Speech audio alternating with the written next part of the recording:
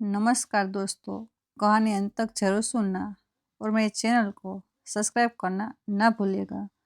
और कहानी कैसी लगी ये भी कमेंट में बताना और लोगों के साथ शेयर भी जरूर करना। मेरा नाम रोशनी है और आज मैं आपके सामने अपनी ज़िंदगी का वह सच रखने जा रही हूँ जिसे मैंने सालों तक अपने दिल में दबाए रखा था। हर महीने की पहली तारीख को मेरे पति अपनी बहन के नाम पर 35,000 ट्रांसफ़र करते थे और मैं चुपचाप देखती रही थी, क्योंकि मुझे लगता था कि शायद परिवार की मदद करना हमारा फ़र्ज़ है। लेकिन जब मैं खुद उनकी बहन से मिलने गई और जो सच मेरे सामने आया, उसने मेरी पूरी दुनिया ही बदल कर रख दी। आज मैं आपको वह कहानी सुनाऊंगी जो हर उस औरत को सुननी चाहिए, जो चुपचाप सब सहती रहती है और अपने सवालों को अपने अंदर दबा लेती है। अब चलिए आगे बढ़ते हैं कहानी में। मेरी शादी को आज 25 साल हो चुके थे और अगर कोई मुझसे पूछे कि मेरी शादीशुदा ज़िंदगी कैसी रही हो, तो मैं कहूँगी कि अच्छी रही। मेरे पति राजेश एक सीधे-साधे इंसान है, जो अपने परिवार को बहुत ख्याल रखते हैं और हमारे 2 बच्चे हैं, जो बड़े हो गए हैं और अपनी-अपनी ज़िंदगी में व्यस्त है। हमारी शादी कोई फ़िल्मी रोमांस वाली नहीं थी, बल्कि एक साधारण घर की साधारण कहानी थी, जहाँ दोनों लोग एक-दूसरे को समझते थे और साथ चलते थे। लेकिन हर रिश्ते में कुछ ना कुछ ऐसा होता है, जो आपको अंदर से खाए जाता है और आप चाह कर भी उसके बारे में बात नहीं कर पाते, क्योंकि डर लगता है कि कई रिश्ते में दरार ना हो जाए। मेरे साथ भी कुछ ऐसा ही था और वह था हर महीने मेरे पति द्वारा अपनी बहन को भेजे जाने वाले पैसे। शादी के शुरुआती सालों में मुझे इसके बारे में ज़्यादा पता नहीं था, क्योंकि उस समय हम दोनों नौकरी करते थे और घर का खर्च मिलकर चलाते थे।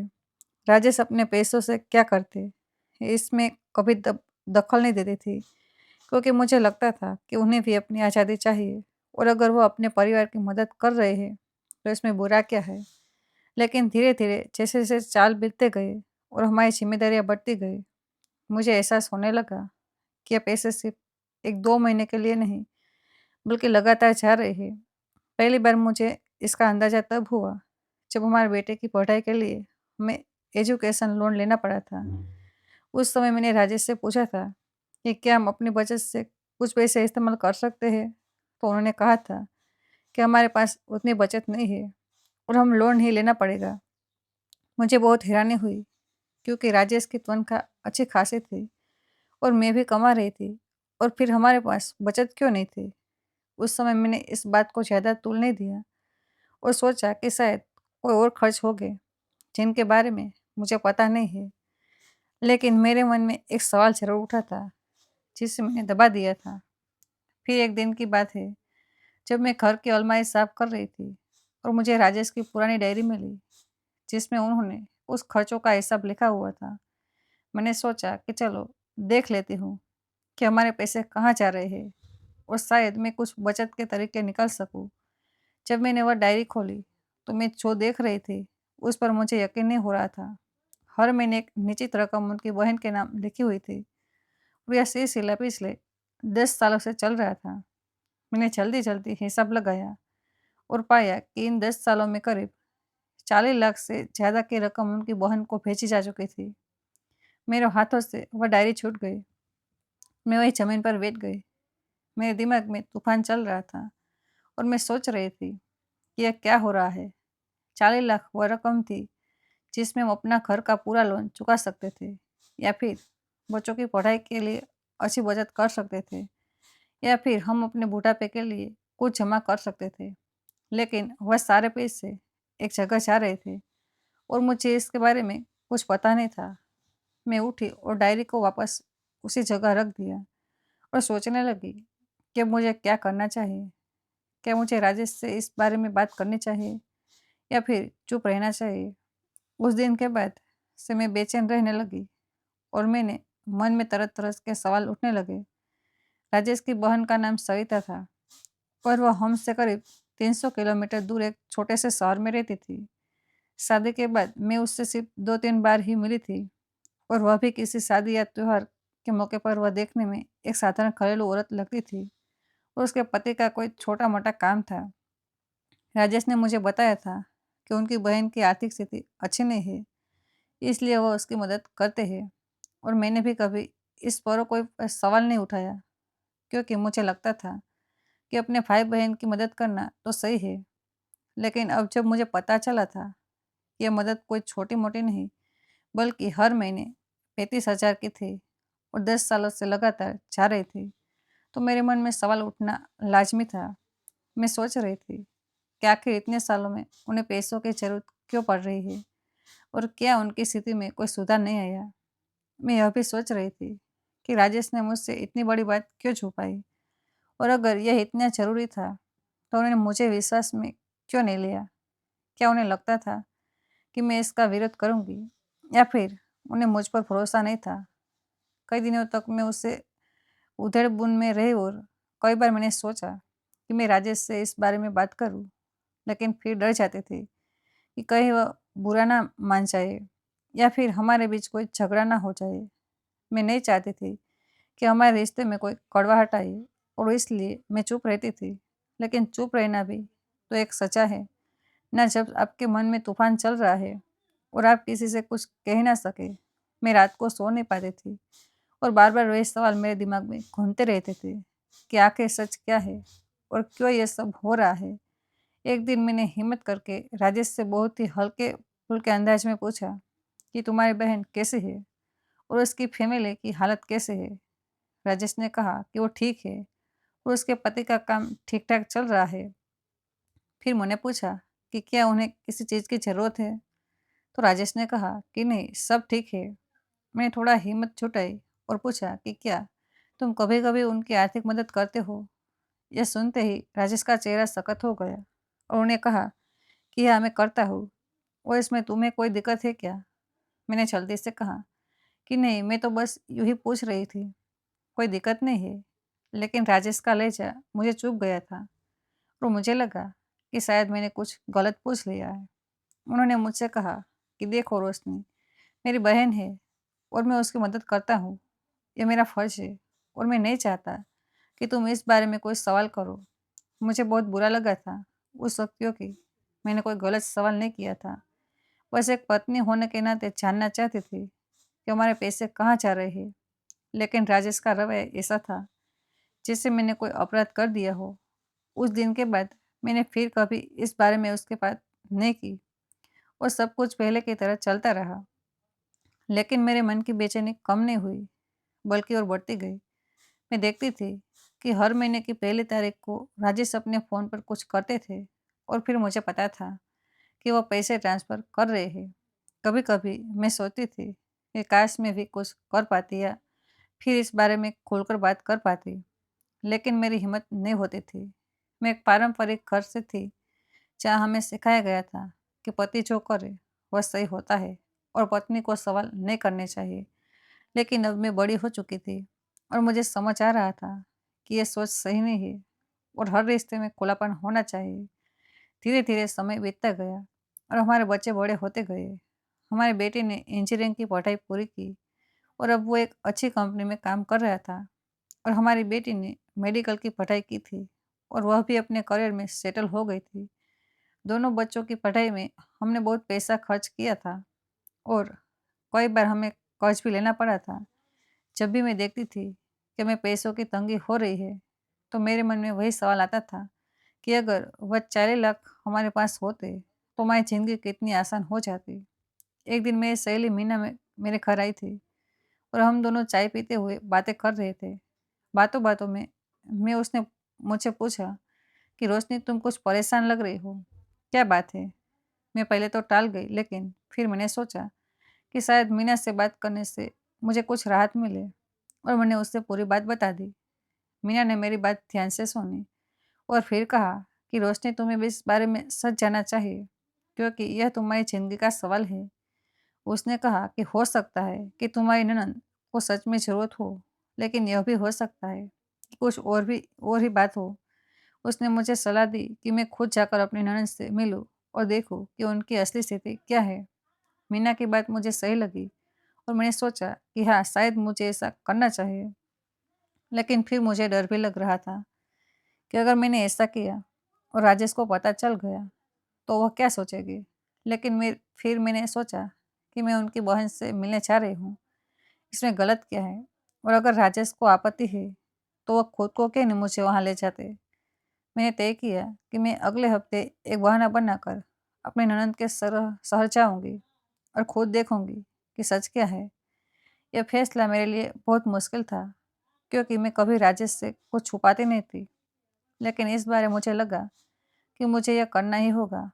अगले सोमवार को मैंने राजेश से कहा कि मुझे अपनी सहेली के यहाँ जाना है, जो दूसरे शहर में रहती है, और मैं 2 दिन के लिए जा रही हूँ। राजेश ने कहा कि ठीक है, तुम जा सकते हो और ध्यान से जाना। मैंने अपना बैग पैक किया और सुबह-सुबह घर से निकल गई। लेकिन मैं अपनी सहेली के यहाँ नहीं, बल्कि अपनी ननद के शहर की तरफ जा रही थी। रास्ते भर मेरे मन में तरह-तरह के ख्याल आ रहे थे और मैं सोच रही थी कि मैं वहाँ जाकर क्या देखूँगी और क्या पता चलेगा। मुझे नर्वस भी हो रही थी और उत्सुक भी। 3 घंटे की यात्रा के बाद मैं उस शहर में पहुँची, जहाँ मेरी ननद रहती थी। मेरे पास उनका पता था, जो मैंने राजेश की डायरी से नोट किया था। मैंने एक ऑटो लिया और ड्राइवर को वो पता बताया। ऑटो वाला मुझे शहर के एक अच्छे इलाके में ले गया और एक बड़े से घर के सामने रुक गया। मैं ऑटो से उतरी और उस घर को देखने लगी। ये एक 3 मंजिला बंगला था, जिसके सामने एक बड़ा सा गार्डन था और गेट पर एक चौकीदार बैठा था। मुझे अपनी आंखों पर यकीन नहीं हो रहा था कि क्या मैं सही जगह आई हूँ। मैंने चौकीदार से पूछा कि क्या यहाँ सविता जी रहती है, और उसने कहा कि हाँ, ये उन्हीं का घर है। मैंने अपना नाम बताया और कहा कि मैं उनकी भाभी हूँ। चौकीदार ने अंदर फ़ोन किया और फिर मुझे अंदर जाने दिया। मैं गेट से अंदर गई और देखा कि घर के बाहर 2 गाड़ियाँ खड़ी थी और पूरा घर बहुत ही शानदार तरीके से बना हुआ था। मेरे कदम काँप रहे थे और मैं सोच रही थी कि यह क्या हो रहा है। मैंने दरवाजे की घंटी बजाई और कुछ देर बाद एक नौकरानी ने दरवाज़ा खोला और मुझे अंदर बुलाया। घर के अंदर का नज़ारा देखकर मेरी आँखें फटी की फटी रह गई। बड़ा सा ड्राइंग रूम, जिसमें महंगे सोफे और फर्नीचर रखे हुए थे। दीवारों पर कीमती पेंटिंग्स लगी हुई थी और पूरा घर एसी से ठंडा था। मैं वही खड़ी सब देख रही थी कि तभी ऊपर से सीढ़ियों की आवाज़ आई और मेरी ननद सविता नीचे उतरती हुई दिखाई। वह बहुत फैशनेबल कपड़ों में थी और उनके हाथों में सोने के कंगन चमक रहे थे। उन्होंने मुझे देखा तो पहले तो चौंक गई, लेकिन फिर मुस्कुराते हुए आगे बढ़ी और बोली, अरे भाभी, आप यहाँ कैसे अचानक आ गई? भैया ने तो कुछ बताया नहीं था। मैंने कहा कि मैं पास में ही थी, तो सोचा कि चलो तुमसे मिल लेती हूँ। सरिता ने मुझे बैठने को कहा और नौकरानी को चाय लाने का ऑर्डर दिया। मैं सोफे पर बैठ गई, लेकिन मेरा दिमाग तेजी से काम कर रहा था। मैं सोच रही थी कि यह कैसा घर है और यह कैसी जिंदगी है। अगर सविता की हालत इतनी अच्छी है, तो फिर राजेश उन्हें हर महीने 35,000 क्यों भेजते हैं? सविता बैठ गई और मुझसे पूछने लगी कि भाभी, आप कैसे हैं और बच्चे कैसे हैं? मैं उनसे बातें कर रही थी, लेकिन मेरा पूरा ध्यान घर की तरफ था और मैं हर चीज़ को गौर से देख रही थी। चाय आ गई और हम दोनों चाय पीते हुए बातें करने लगे। मैंने बातों में पूछा कि तुम्हारी ज़िंदगी कैसी चल रही है और तुम्हारे पति का काम कैसा है? सविता ने बड़े आराम से कहा कि भाभी, अल्लाह की मेहरबानी है, सब बहुत अच्छा चल रहा है। मेरे पति का बिज़नेस बहुत अच्छा चल रहा है और हमने पिछले साल यह नया घर बनवाया है। मैंने पूछा कि बात बहुत अच्छा है, तो तुम्हें कोई परेशानी तो नहीं है ना? सविता ने कहा कि नहीं भाभी, अब तो कोई परेशानी नहीं है। पहले थोड़ी मुश्किल थी, लेकिन अब सब ठीक है। मैंने पूछा कि मतलब पहले क्या हुआ था? सविता ने बहुत ही सामान्य तरीके से कहा कि अरे भाभी, आपको तो पता ही होगा कि भैया हमेशा मेरी मदद करते रहे हैं। मैंने कहा कि हाँ, मुझे पता है, लेकिन अब तो तुम्हें उनकी मदद की ज़रूरत नहीं होगी ना, जब तुम्हारा अपना बिज़नेस इतना अच्छा चल रहा है। सविता ने हंसते हुए कहा कि भाभी, भैया तो हमेशा मुझे पैसे भेजते हैं और मैं भी ले लेती हूँ, क्योंकि आखिर भाई का हक है। मैं सुनकर स्तब्ध रह गई और मुझे समझ नहीं आ रहा था कि मैं क्या सुन रही हूँ। मैंने पूछा कि मतलब अभी भी वह तुम्हें पैसे भेजते हैं? सविता ने बहुत ही बेफिक्री से कहा कि हाँ भाभी, हर महीने भैया पैसे भेजते हैं और मैं उनसे कभी मना नहीं करती, क्योंकि वो मेरे भाई है और मेरे लिए कुछ भी करने का तैयार रहते हैं। मुझे गुस्सा आ रहा था, लेकिन मैं अपने आप को संभाल रही थी क्योंकि मैं नहीं चाहती थी कि सविता को पता चले कि मुझे इस बारे में कुछ नहीं पता था। मैंने पूछा कि तुम उन पैसों का क्या करती हो? सविता ने कहा कि भाभी, कभी मैं उन पैसों से कुछ खरीद लेती हूँ तो कभी बचा लेती हूँ। देखो ना, पिछले महीने ही मैंने एक नया फ्रिज लिया था उन्हीं पैसों से। मैं सोच रही थी कि यह औरत इतनी बेशर्मी से कैसे बोल रही है, जबकि उसके घर में सब कुछ है, उसे किसी चीज़ की कमी नहीं है। मैंने पूछा कि क्या तुम्हारे पति को पता है कि भैया तुम्हें पैसे भेजते हैं? सविता ने कहा कि हाँ, उन्हें पता है और वह भी कहते हैं कि भैया इतने अच्छे हैं कि हमारा ख्याल रखते हैं। मैं और नहीं सुन सकती थी और मैंने कहा कि सविता, मैं चलती हूँ, मुझे जाना है। सविता ने कहा कि अरे भाभी, इतनी जल्दी क्यों, खाना खाकर जाना। लेकिन मैंने कहा कि नहीं, मुझे जाना है और मैं उठकर बाहर की तरफ चल दी। सविता मुझे दरवाजे तक छोड़ने आई और बोली कि भाभी, अगली बार आराम से आना और कुछ दिन रुकना। मैंने सिर हिलाया और वहाँ से निकल गई। बाहर आकर मैंने एक ऑटो लिया और बस स्टैंड की तरफ चल दी। रास्ते भर में रोती रही और मेरा दिल टूट रहा था। मैं सोच रही थी कि कैसे राजेश ने मुझसे यह सब छुपाया। उस कैसे उनकी बहन इतनी बेशर्मी से हमारे पैसे ले रही थी, जबकि उसे किसी चीज़ की ज़रूरत नहीं थी। मैं सोच रही थी कि अगर वह 40 लाख हमारे पास होते तो हम अपने बच्चों के लिए कितना कुछ कर सकते थे और हमें कर्ज नहीं लेना पड़ता। मुझे गुस्सा भी आ रहा था और दुख भी हो रहा था। मैं समझा नहीं पा रही थी कि अब मुझे क्या करना चाहिए। क्या मुझे राजेश से इस बारे में बात करनी चाहिए या फिर चुप रहना चाहिए? लेकिन इस बारे मैंने तय कर लिया था कि मैं चुप नहीं रहूँगी और राजेश से साफ साफ बात करूँगी। अगले दिन मैं घर वापस आ गई और राजेश ने पूछा कि तुम्हारी सहेली से मुलाकात कैसी रही? तो मैंने कहा कि अच्छी रही। उस दिन मैंने राजेश से कुछ नहीं कहा क्योंकि मैं सोच रही थी कि मुझे सही समय का इंतजार करना चाहिए। कुछ दिन बीत गए और फिर महीने की पहली तारीख आ गई। मैं जानती थी कि आज राजेश फिर से सविता को पैसे भेजेंगे। शाम को जब राजेश घर आए तो मैंने देखा कि वो अपने फ़ोन पर कुछ कर रहे थे और मुझे पता था कि वो पैसे ट्रांसफ़र कर रहे हैं। मैंने हिम्मत जुटाई और उनके पास जाकर बोली कि मुझे तुमसे कुछ बात करनी है। राजेश ने फ़ोन रखा और पूछा कि क्या बात है? मैंने कहा कि मैं पिछले हफ्ते तुम्हारी बहन से मिलने गई थी। यह सुनते ही राजेश का चेहरा सख्त हो गया और उन्होंने पूछा कि तुम वहाँ क्या गई थी और मुझे बताया क्यों नहीं? मैंने कहा कि मैं जानना चाहती थी कि तुम उन्हें हर महीने पैसे क्यों भेजते हो और उनकी असली हालत क्या है। राजेश ने कहा कि तुम्हें इसकी क्या ज़रूरत थी और तुमने मेरी इजाज़त क्यों नहीं ली। मैंने कहा कि राजेश, मैं तुम्हारी पत्नी हूँ और मुझे यह जानने का हक है कि हमारे पैसे कहाँ जा रहे हैं। मैंने उनसे पूछा कि तुमने मुझे क्यों नहीं बताया कि तुम इतने सालों में अपनी बहन को हर महीने इतने पैसे भेज रहे हो। राजेश ने कहा कि मैंने तुम्हें बताया था कि मैं उसकी मदद करता हूँ। मैंने कहा कि हाँ, तुमने बताया था, लेकिन तुमने यह नहीं बताया कि तुम हर महीने 35,000 भेजते हो और यह सिलसिला पिछले 10 सालों से चल रहा है। मैंने उनसे कहा कि तुम्हें पता है कि इन 10 सालों में कितने पैसे गए हैं? 40 लाख से ज़्यादा। राजेश चुप रहे और उन्होंने कोई जवाब नहीं दिया। मैंने आगे कहा कि राजेश, मैं तुम्हारी बहन के घर गई थी और मैंने देखा कि उनके पास सब कुछ है। वो एक बड़े से बंगले में रहती है। उनके पास 2 गाड़ियाँ हैं और नौकर-चाकर है। उनके पति का बिज़नेस बहुत अच्छा चल रहा है और उन्हें किसी चीज़ की कमी नहीं है। फिर भी तुम्हें उन्हें हर महीने पैसे भेजते हो। क्यों राजेश? राजेश ने कहा कि वो मेरी बहन है और मैं उसकी मदद करता हूँ। इसमें गलत क्या है? मैंने कहा कि मदद करने में कुछ गलत नहीं है, लेकिन जब मदद की ज़रूरत ना हो, तो भी देते रहना, यह गलत है। मैंने उनसे कहा कि तुम्हारी बहन ने खुद मुझे बताया कि वह तुम्हारे पैसों से फालतू की चीज़ें खरीदती है और बचा लेती है। राजेश को गुस्सा आ गया और उन्होंने कहा कि तुम्हें वहाँ जाने की क्या ज़रूरत थी और तुमने मेरे परिवार के बारे में जासूसी क्यों की?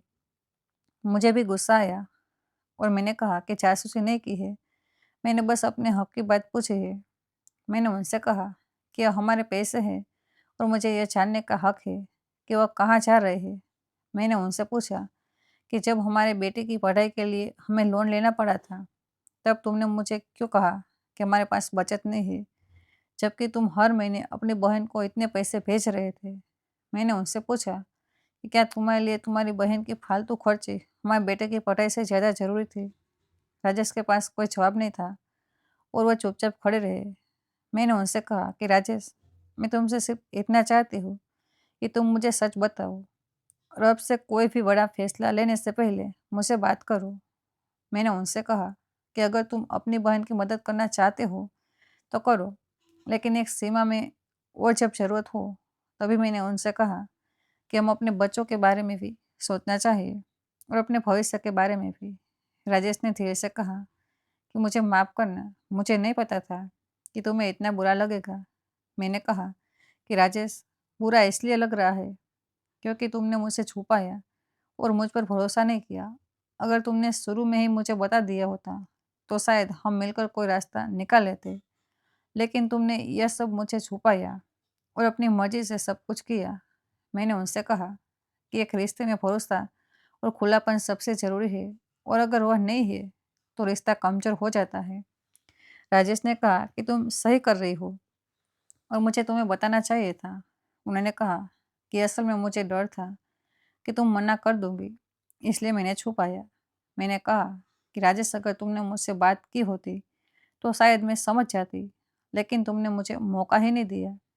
मैंने उनसे कहा कि अब मैं चाहती हूँ कि तुम अपनी बहन से साफ साफ बात करो और उन्हें बताओ कि अब से तुम उन्हें हर महीने पैसे नहीं भेज सकते।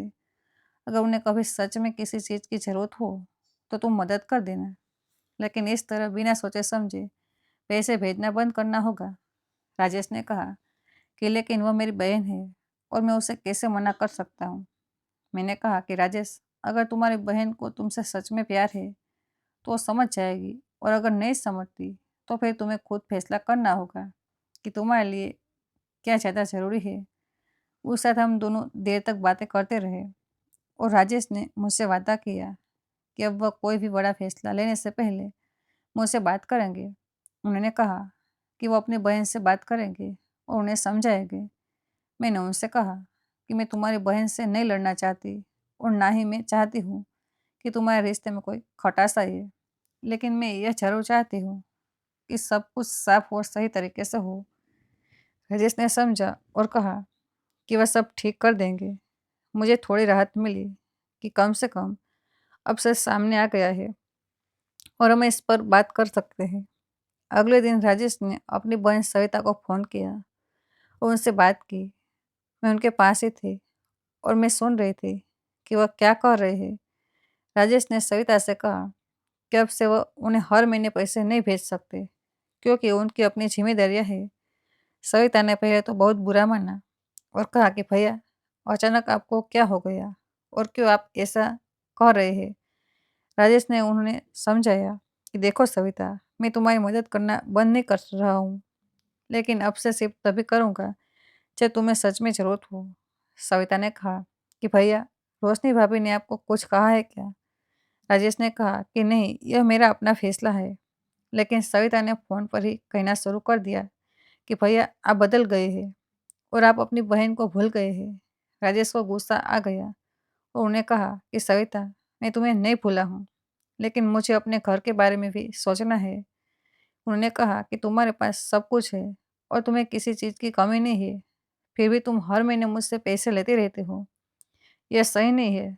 सविता को जवाब नहीं मिला और उसने फ़ोन काट दिया। राजेश परेशान हो गए और मैंने उन्हें दिलासा दिया कि कुछ दिन में सब ठीक हो जाएगा और सविता समझ जाएगी। कुछ दिन बाद सविता ने फिर से फ़ोन किया और इस बार उनकी आवाज़ में गुस्सा नहीं बल्कि समझदारी थी।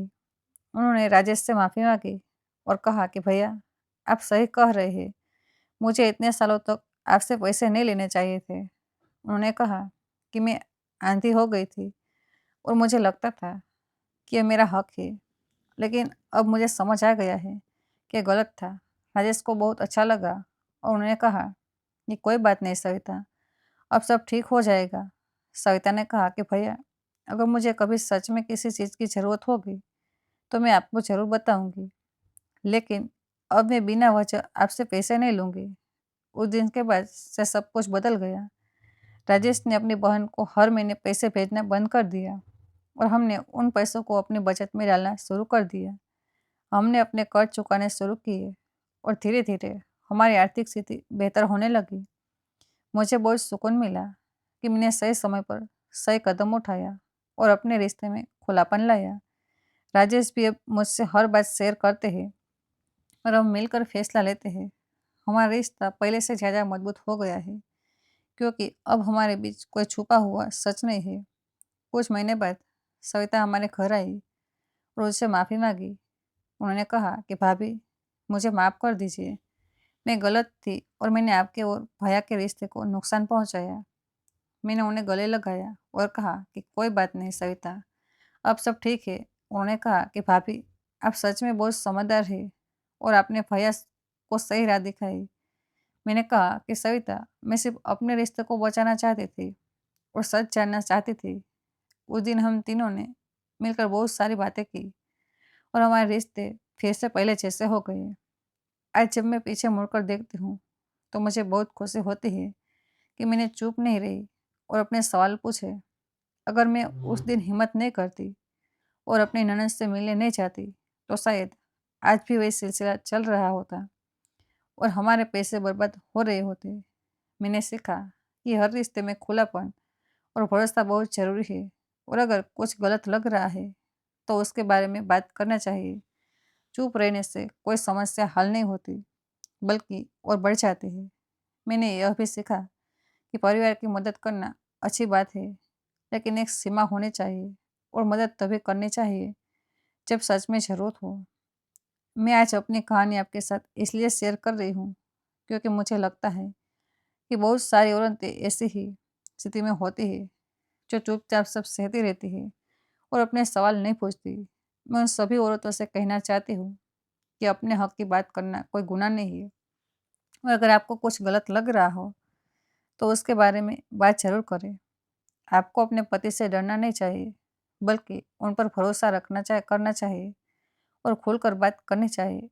एक अच्छा रिश्ता वो होता है जहाँ दोनों लोग एक दूसरे को समझते हैं और मिलकर फैसले लेते हैं।